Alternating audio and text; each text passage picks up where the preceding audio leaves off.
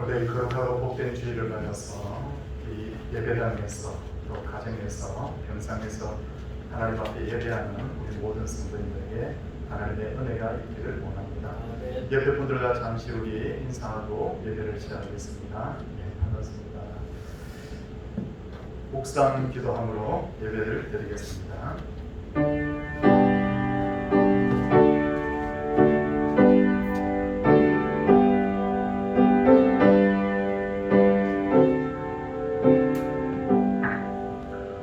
온 땅이여 여호와께 즐거운 찬송을 부를지어다. 기쁨으로 여호와를 섬기며 노래하면서 그의 앞에 나아갈지어다. 아멘. 사도 신경으로 우리의 신앙을 고백하도록 하겠습니다. 나는 전능하신 아버지 하나님 천지의 창조주를 믿습니다. 나는 그의 유일하신 아들 우주 예수 그리스도를 믿습니다. 그는 성령으로 잉태되어 동정녀마리아에게 태어나시고 본디오 빌라도의 위에 고난을 받아 십자가에 못 박혀 죽으시고 장사된 뒤 사흘 만에 죽은 자 가운데서 다시 살아나셨으며 하늘에 오르시어 전능하신 아버지 하나님 우편에 계시다가 거기로부터 살아있는 자와 죽은 자를 심판하러 오십니다. 나는 성령을 믿으며 거룩한 공교회와 성도의 교제와 죄를 용서받는 것과 몸의 부활과 영생을 믿습니다. 아멘. 찬송 91장입니다.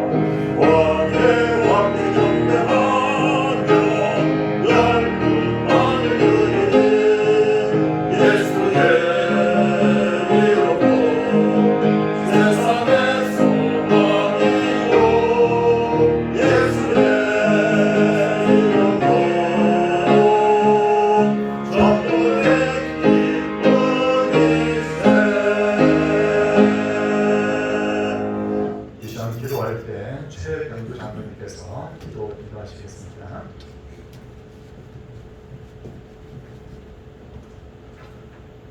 위로와 소망과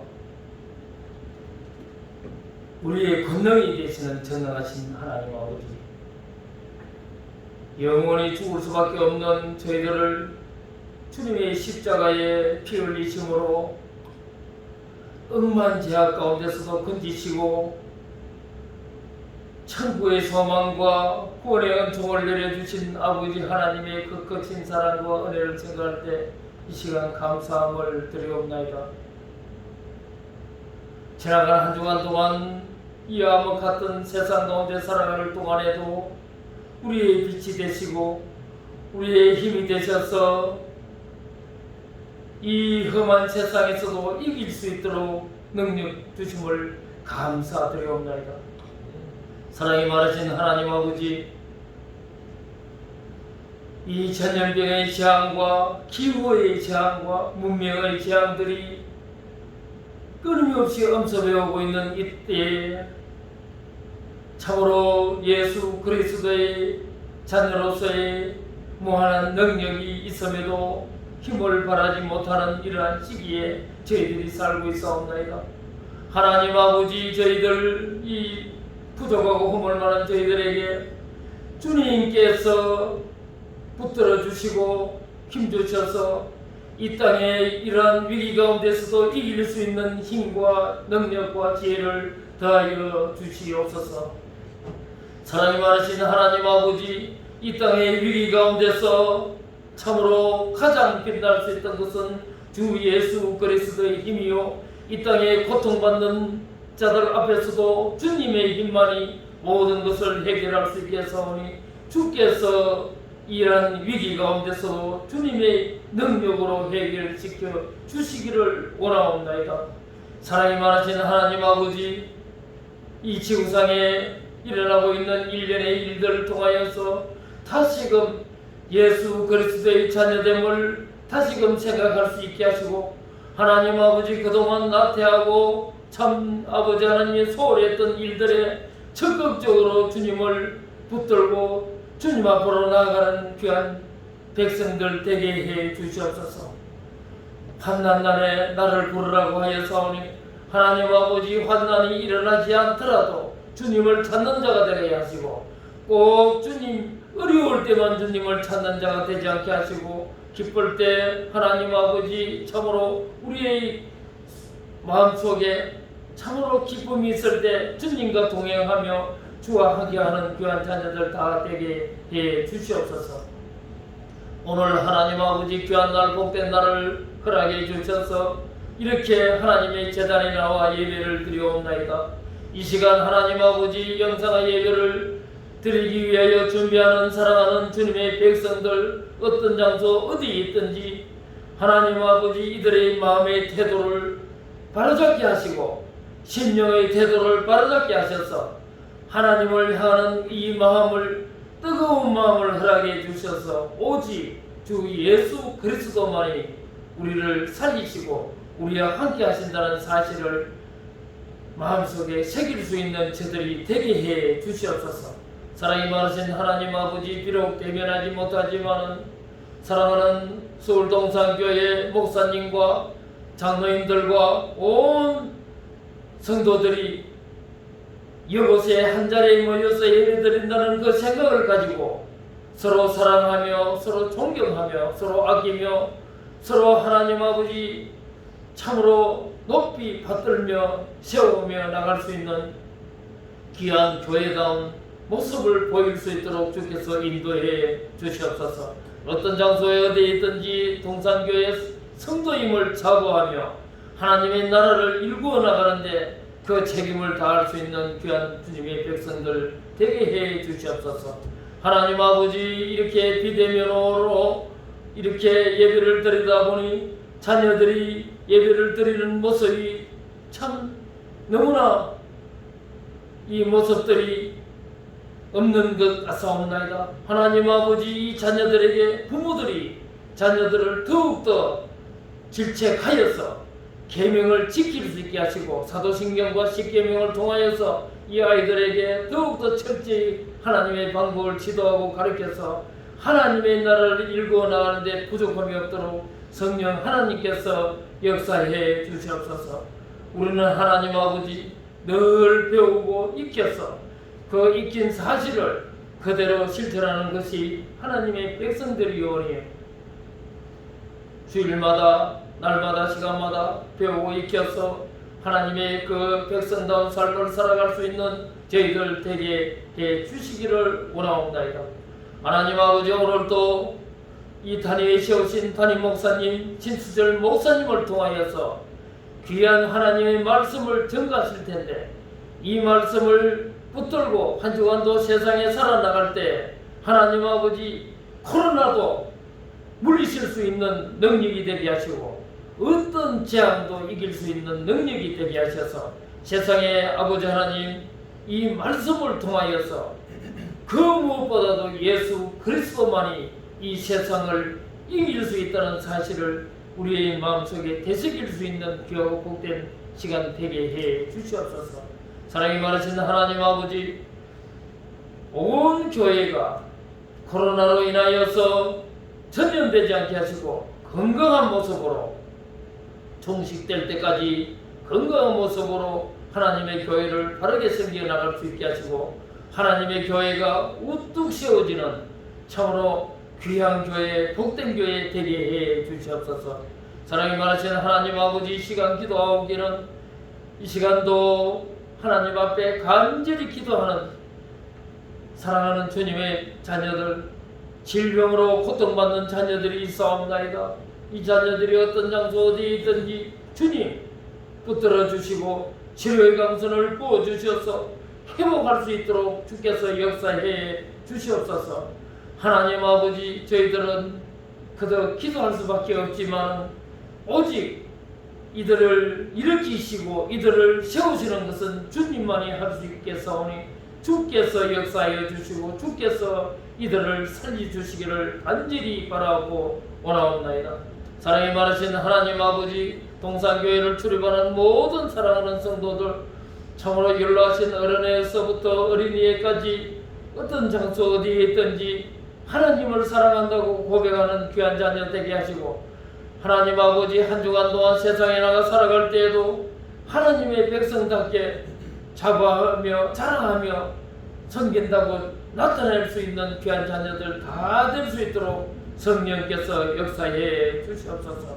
사랑이 많으신 하나님 아버지, 이 시간 이 예배를 드리기 위하여 모든 준비한 예배위원들 위해 하나님의 한량없는 거친 사랑과 은혜를 부어주셔서 이 예배를 통하여서 참으로 하나님께 위로를 받게 하시고 소망을 듣게 하셔서 예배가 비록 대변하지 못하지만은 예배를 드리는 모든 이들의 가슴 속에 하나님의 크신 사랑과 은총을 다하여 주시기를 원하옵나이다.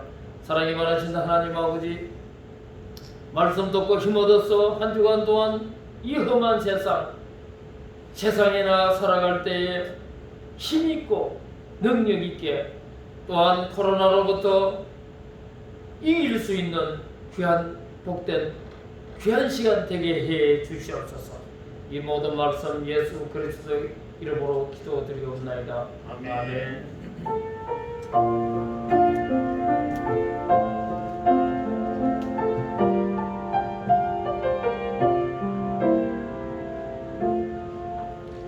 하나님의 말씀은 마태복음 24장 4절에서 14절까지의 말씀입니다. 가정에서 예배 드리시는 분들도 성경을 찾으시기 바랍니다.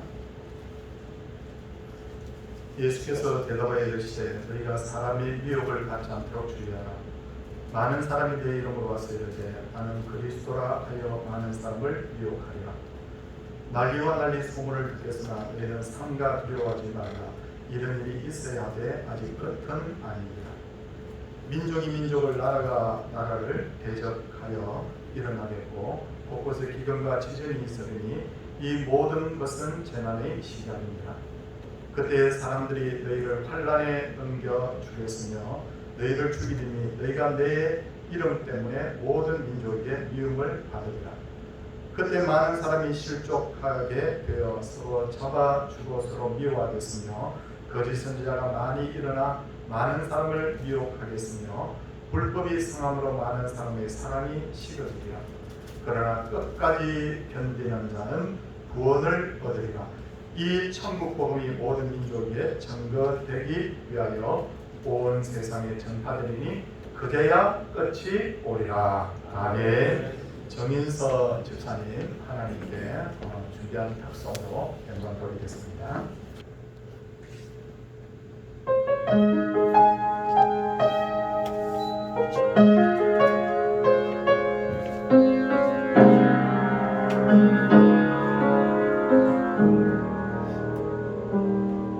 나는 나의 말이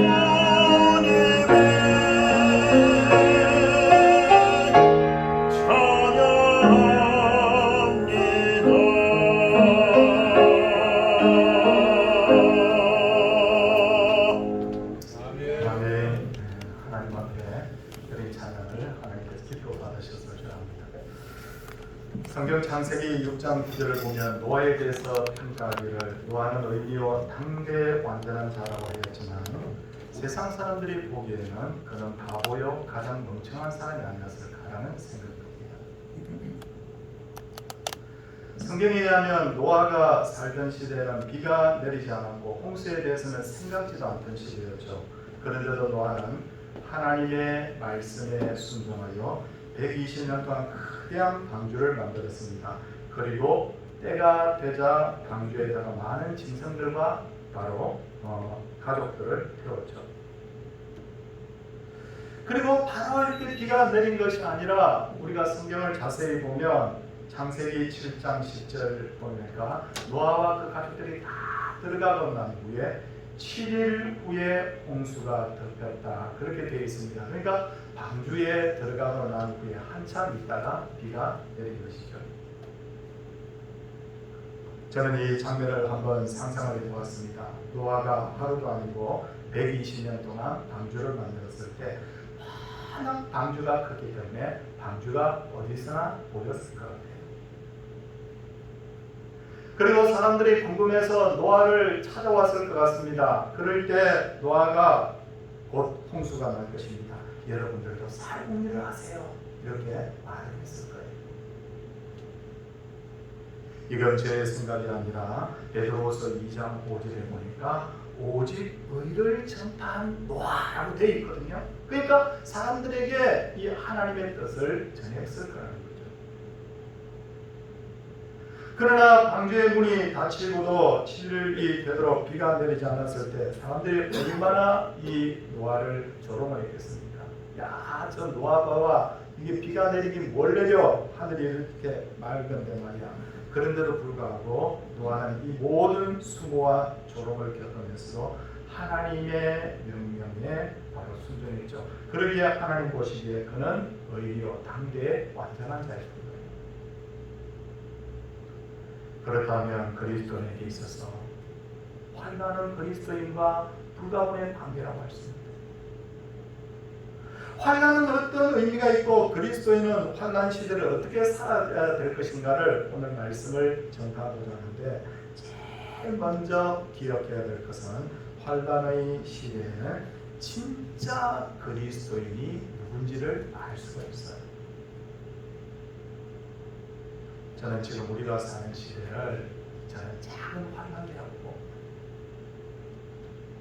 우리는 지금 기독교가 세상 사람들로부터 조롱받는 시대를 살고 있다. 이럴 때 우리는 어떻게 해야 될까? 어떤 이들은 자신이 교회 다니는 것을 숨기는 기독교인이 있습니다. 어떤 기독교인들은 세상 사람들이 교회에 대해서 막 이렇게 비판할 때 맞장구를 치면서 나도 그렇게 생각해, 나도 너희들과 한편이야, 어떤 이런 행동을 취하는 기독교인들도 있을 거예요. 어떤 교인들은 기독교에서 실망하고 교회를 떠나는 사람도 있을 것입니다. 어떤 교인들은 오랫동안 교회에 나가지 않는 것이 처음에는 불편하게 느껴졌지만 이제는 편하게 느껴졌어요. 교회에서 보이는 그 영상도 처음에는 열심히 보면서 함께 예배드리다가 이제는 그냥 예배도 제대로 드리지 않고 그렇게 주일을 보내는 그런 교회들도 있을 거예요. 그런데 우리가 꼭 아셔야 될 것은 기독교는 오래전에도 세상 사람들로부터 조롱과 핍박을 받았다는 겁니다. 성도님들, 로마 정부가 예수님을 죽일 때 제목이 무엇이었을까요? 첫째는 혹세 무민의 죄, 가문 이슬로 세상 사람들을 잘못된 길로 인도하는 죄. 두 번째는 국가 반역죄. 다시 말해서 사람들을 선동해서 로마 정부에 대항하게 한 죄.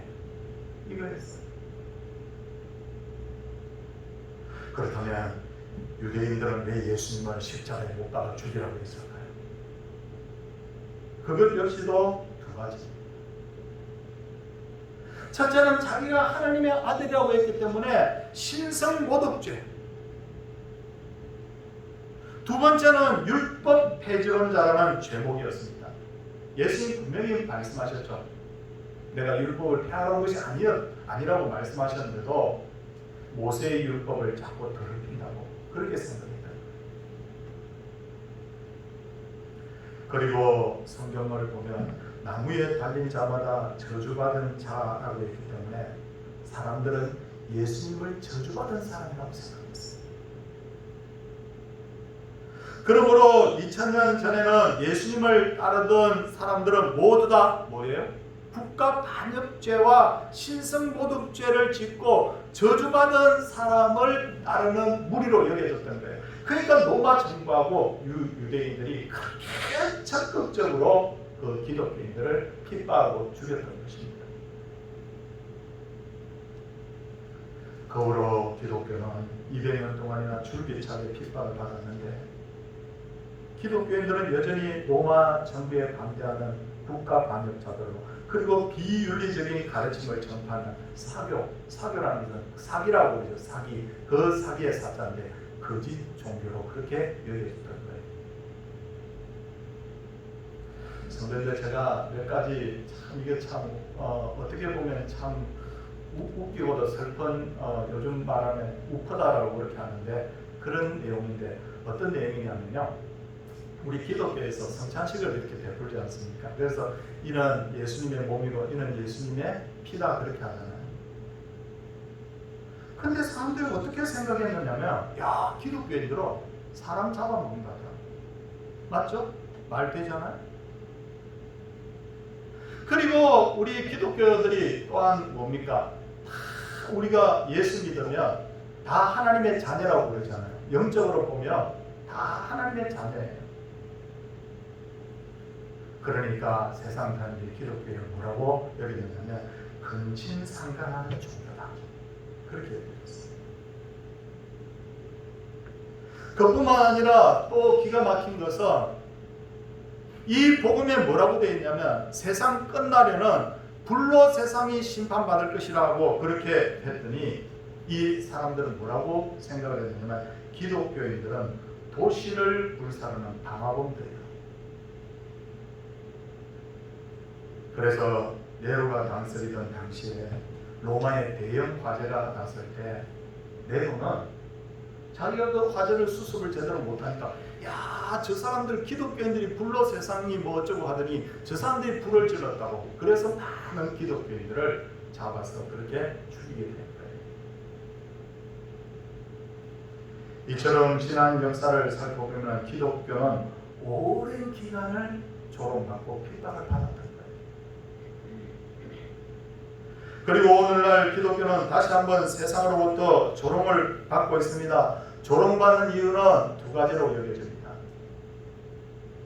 첫째는 기독교인들이 세상의 빛과 소금의 역할을 제대로 못해요. 성도님들, 우리가 잘 알고 있지 않습니까? 법을 어기는 교회들, 윤리적인 문제를 일으키는 교회들, 사랑으로 세상을 섬겨야 되는데 이제는 기독교가 다수가 되다 보니까 오히려 힘으로 세상 위에서 군림하려고 하고 세상 방식으로 사람들을 그렇게 대하고, 그게 첫 번째 하나의 원인이라고 봅니다. 둘째는 세상 사람들이 기독교인들에 대해서 제대로 이해하지 못한 부분, 오해하는 부분에서도 비롯되었다고 봐요. 아니, 기독교인들은 왜 그렇게 자꾸 그렇게 예배를 드리려고 해? 교회 문 닫고 나라에서 문을 닫으려고 하면, 닫으라고 하면 6개월이든 1년이든 닫으면 될 거 아니야. 세상 사람들이 이렇게 생각해요. 근데 우리 기독교에 있어서 예배가 얼마나 우리가 중요하다는 걸 우리는 알잖아요. 이럴 때일수록 우리가 해야 될 어떤 부분이 두 가지인데, 첫째는 뭐냐? 바른 신앙 세워가기. 잘못한 부분에 있어서는 과감하게 반성하고 돌이키는 거예요. 둘째는 세상으로부터 오해받는 부분에 있어서는 적극적으로 변호해야 되는 거예요. 우리가 정부에 맞서려고 하는 것이 아닙니다. 우리 기독교인들은 정말 이 예배를 생명만큼 귀하게 여기기 때문에 그런 겁니다. 이렇게 말이죠. 성도님들, 바람이 불기 전에는 누가 알곡인지 누가 축정인지 잘 몰라요. 환란이 없을 때는 누가 진짜 신앙인인지 누가 가짜 신앙인지 몰라요. 진짜 신앙인은 환란 가운데서 그 신앙과 품격이 드러나는 거예요. 둘째로, 환란의 시대일수록 우리는 더욱 왕성하게 복음을 전해야 합니다. 최근에 몇몇 목사님들을 제가 만나서 대화를 하다 보니까 앞으로 복음을 전하기가 참 힘들 것 같습니다 라는 이야기를, 그런 염려를 하는 이야기를 제가 들었는데, 꽤 저도 그런 염려를 하고 있고 또 일리가 있는 말이라고 생각이 들어요. 하지만 한편으로 생각해 보면 이 정도의 어려움 때문에 복음을 전하지 못한다면 기독교는 이미 2000년 전에 사라졌을 거예요. 이 정도의 어려움 때문에 우리가 복음 전하지 못한다면 기독교는 벌써 사라졌을 거예요.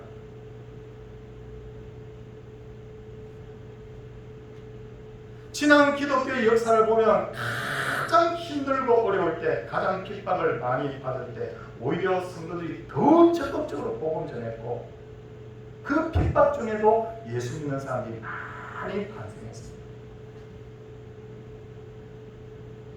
예수님의 12제자와 바울도 환란의 시대에 예수님을 자신의 구주로 영접했잖아요. 그때 환란 시대였어요. 로마가 피해 굶주린 사자처럼 기독교인들을 핍박할 때 브리스길라와 아굴라 추방당하면서도 예수 믿었어요. 디모데와 디도 목숨 걸고 예수 믿었어요. 빌레몬과 오네시모 정말 세상 사람들도 조롱받으면서 예수 믿었어요. 성도님들, 중국이 그렇게 오랫동안 기독교인들을 핍박을 했지만 오늘날 중국의 기독교 인구가 1억이에요. 애굽의 바로가 히브리인들을 그렇게 핍박했지만 히브리인들이 수적으로 애굽인들보다 더 많아지도록 하나님께서 그렇게 역사하셨다는 것을 우리가 기억해야 돼요.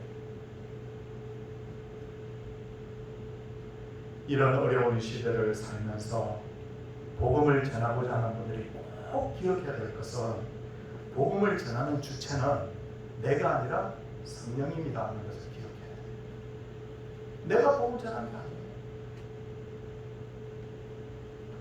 사도행전 8장을 보면 성령 하나님께서 사마리아 성에서 열심히 복음 전하는 빌립에게 일어나 남쪽으로 향하여 예루살렘에서 가사로 내려가는 길까지 가라고 합니다. 예루살렘에서 가사로 내려가는 길에 대해서 부연 설명이 붙어 있는데 그 뒤에 보면 뭐라고 되어 있냐면 그 길은 광야라. 광야는 뭡니까? 사막지대예요. 준사막지대. 사막지대에 사람이 제대로 지나다니지도 않는 그 길에 나를 가라고? 그런데 빌립이 성령에 순종하여서 그 길로 갔더니 거기에 에티오피아 여왕 간다기 국보를 맡은 내시가 그곳을 지나가면서 성경을 읽고 있어요. 개인적으로 성경을 지참하고 있다는 자체는 그 당시에 굉장한 부와 권세를 가지고 있다는 것을 반증하죠. 근데 내시가 성경을 읽고 있는데 성경을 도덕적인 관점에서 율법적인 관점에서 읽고 있는 거예요. 그때 마침 성령께서 빌립에게 뭐라고 말씀합니까? 수레에 가까이 나아가라. 그 후에 빌립의 반응이 나옵니다. 빌립이 달려갔다. 수레가 막 지나고 있는데 막 달려간 거예요. 하나님 음성 듣고. 그리고는 이사야에 적혀있는 고난당하는 어린 양이 바로 예수님이다 설명을 해준 거예요. 그러자 이 내시가 복음의 핵심이 바로 예수님이라는 것을 알고 길을 가다가 물이 나오자 빌립에게 세례를 받기를 원했고 빌립은 내시에게 세례를 베풉니다. 그리고 빌립이 해야 할 일을 끝내자 성령께서는 빌립을 다른 곳으로 데리고 가십니다. 성도님들, 우리가 참 경험해서 아시겠지만요, 내가 어떤 분에게 복음을 전하려고 엄청 애를 써도 복음이 전해도 아무리 전해도 안 되는 분도 있어요. 그런데 어떤 경우에는 내가 별로 힘들이지 않고도 복음이 잘 전해지는 경우가 있습니다.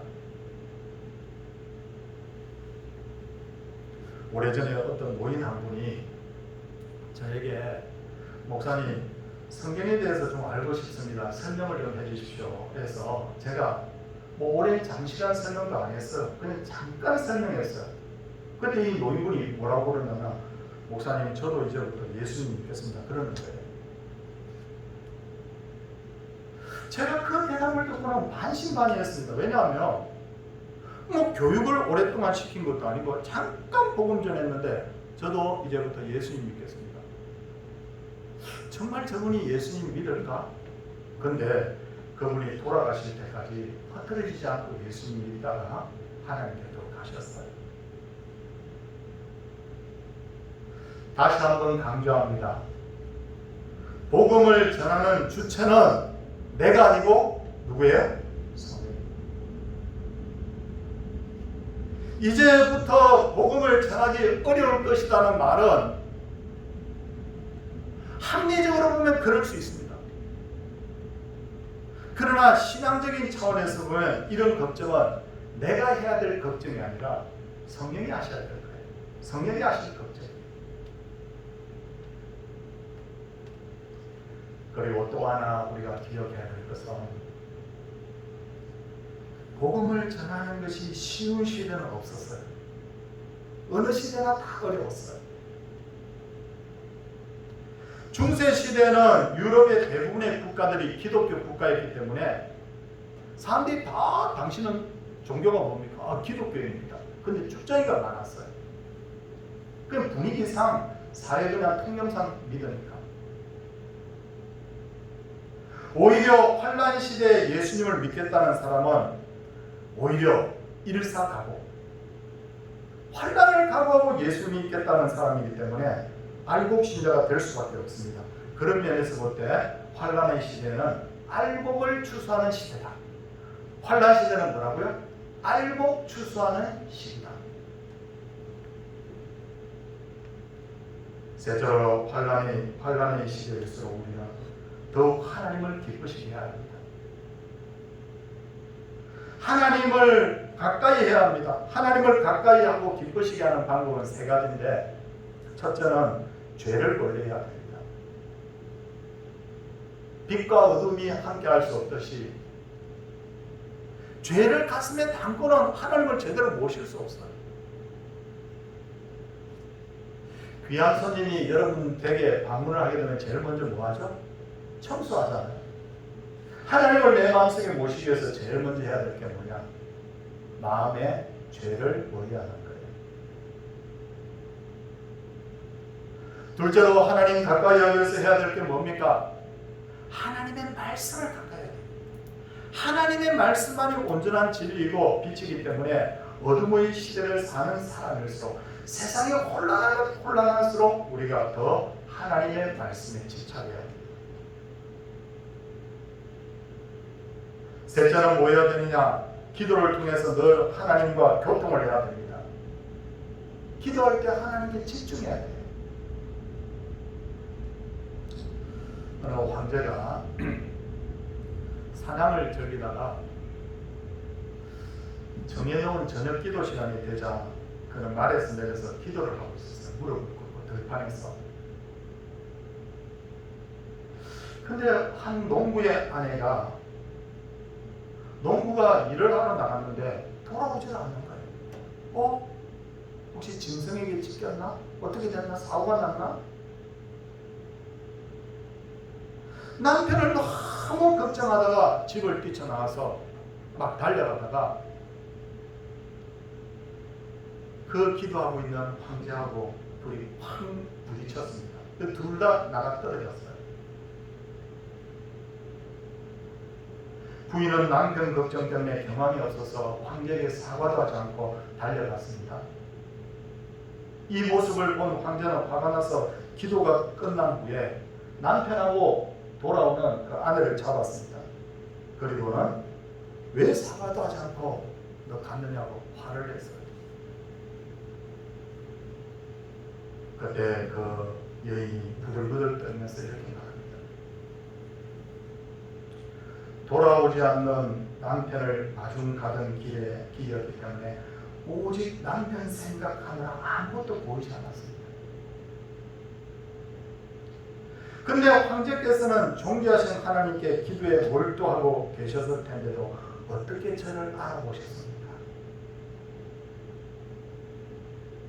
이 말을 들은 황제는 이 여인이 진짜 기도가 뭔지를 아는 여인이구나.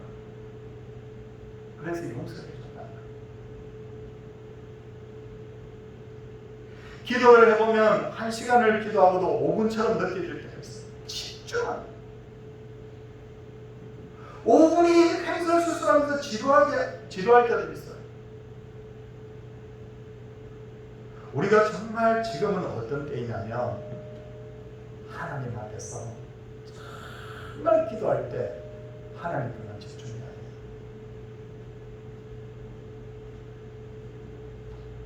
끝으로 기도한 말씀을 통해서 하나님의 뜻을 알았으면 순종해야 됩니다. 어느 목사님이 젊었을 때 목사가 되기 전에 자기가 너무 형편이 어려워서 형에게 가서 형님 저 좀 도와주십시오 라고 했더니 형이 살만한데도 불구하고 매정하게 탁부리치더라고요. 그게 너무 마음에 늘 앙금처럼 이렇게 남아 있었지만, 그래도 내가 기독교인으로서 하나님을 믿는 사람으로서 그래도 용서하고 사랑해야지, 그 마음 먹고 있던 차에 형이 쫄딱 망해버린 거예요. 그때 이 목사님이 자기가 모아놓은 돈을 다 가지고 형에게 찾아가지고 형을 도와줬다는 거예요. 그래서 형이 다시 재기를 했다는 거예요. 형이 울면서 동생에게 그렇게 했답니다. 난 너에게 그렇게 매정하게 대했는데 너는 이렇게 나에게 인정과 사랑을 베푸는 거야. 성도님들, 예수님의 땅보고 간 거예요. 왜 우리에게 기적이 나타나지 않을까? 가장 큰 이유 중에 하나는 순종하지 않는다. 주님은 원수를 사랑하라고 하셨지만 우리는 내가 당한 대로 갚아줘야지, 그런 마음을 가지고 있으니 기적이 안 난다. 주님은 때를 얻든지 못 얻든지 복음 전하라고 했는데, 요즘 사회적 분위기가 좀 안 좋아. 사람들이 교회에 대해서 좀 안 좋게 생각하고 있는데, 나중에 좋은 때가 오면 그때 전해야지. 아니에요. 주님이 말씀하셨어요. 때를 얻든지 못 얻든지.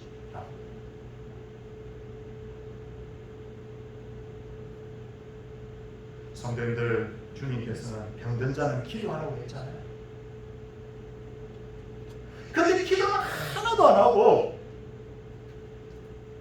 어떻게 하면 좋은 의사를 찾아갈까, 어떻게 하면 좋은 병원을 내가 찾을 수 있을까만 생각한다면 이것 역시도 우선순위가 잘못됩니다. 모든 기적의 현장에는 순종이 있었습니다. 하나님의 원리대로 할 때 그때 기적이 나타나지, 하나님의 원리대로 하지 않는 것은 기적이 없어요. 오늘 우리가 사는 시대는 매우 악하고 환난의 시대입니다. 앞으로 예수 믿기 더 힘들어질 거예요. 근데 분명히 명심하십시오.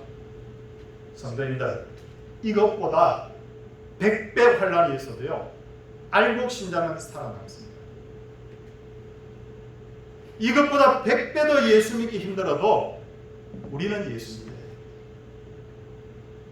이 말씀 참 마음에 간직하시고 진짜 그리스도인으로 살아가는 그런 하나님의 사람들 되시기를 주의 이름으로 크게 축원을 드립니다. 찬송하도록 하겠습니다. 336장.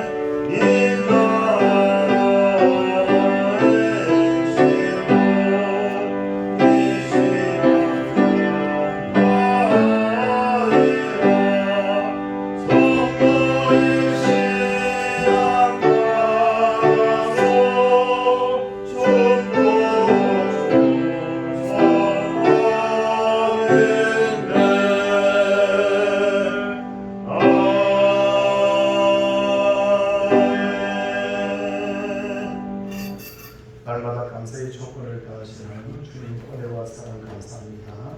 그리고 본사에 감사, 그리고 여러분들께서 이렇게 교회 계좌를 통해서 11조 또 감사예물 또 성교예물, 건축예물 이런 예물들을 계속 이렇게 드리고 있습니다.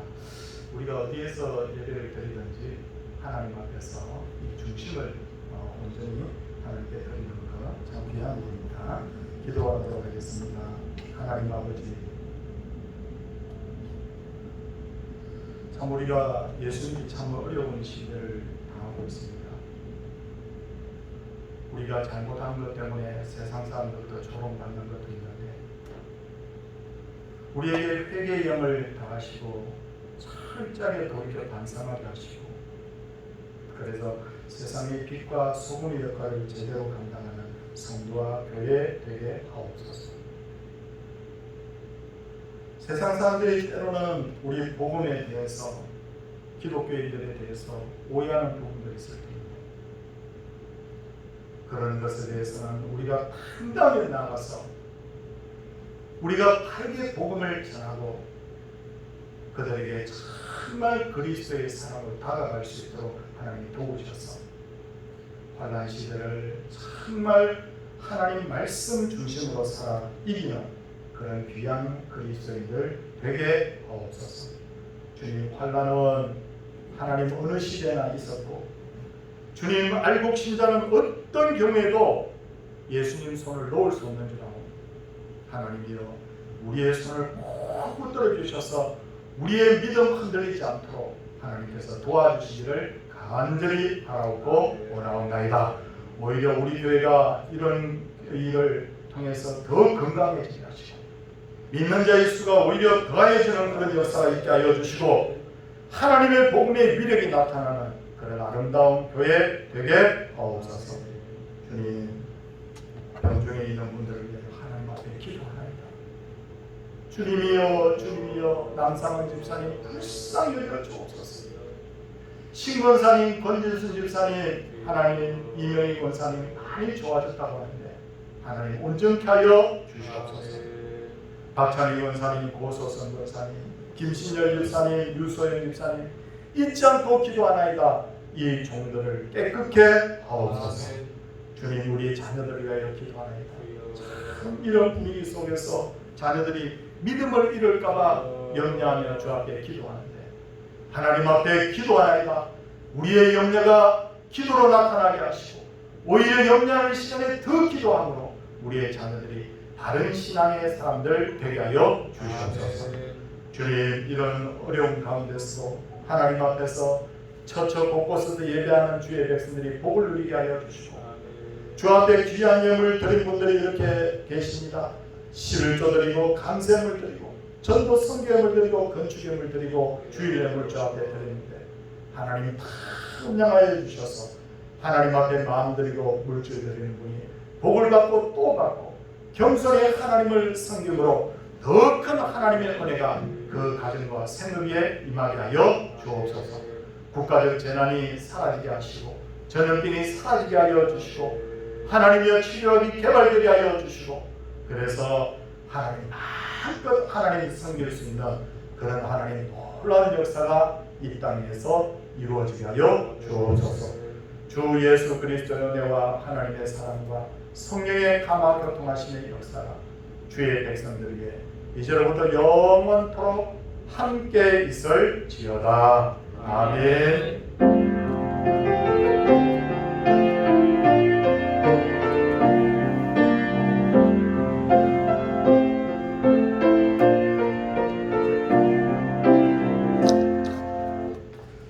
교회 앞에 하고 말씀드리겠습니다. 제가 방금도 기도했고 오늘 대표기도한 우리 장로님께서 기도하셨지만 우리 환우들을 위해서 기도 부탁드립니다. 환우들을 오랫동안 우리가 보지 못하는 중이 있는데 남상원 집사님을 위시해서 안구로 투여 주인 분들 5분이 계십니다. 그리고 또 오랜 질병으로 고통 중인 분들이 있는데 기도만이 또 그들을 또 이렇게 그들에게 소망을 줄 수 있어요. 그래서 꼭 기도 부탁드립니다. 그리고 이렇게 교회 계좌를 알려달라고 하고 또 이렇게 귀한 헌물들을 드리시는 분들이 계시는데 우리가 출석해서 하나님 앞에 예배드리든 아니면 가정에서 예배드리든 우리가 헌금 하나님 앞에서 해야 될 것들은 우리가 마땅히 하는 것이 바람직하다고 봅니다. 그래서 우리가 이 귀한 예물들 드리신 분들을 또 하나님 기뻐하실 줄 알고 우리가 어디에서 있든지 정말 하나님 중심, 말씀 중심의 그 신앙으로 살아갈 수 있기를 바랍니다. 오늘 이곳에 한 15분 정도 이렇게 계시는데 병상에서 가정에서 예배 드리신 분들도 우리가 마음을 함께 하는 거예요. 이제 옆에 분들과 같이 인사하고 오늘 순서를 마치도록 하겠습니다. 할렐루야!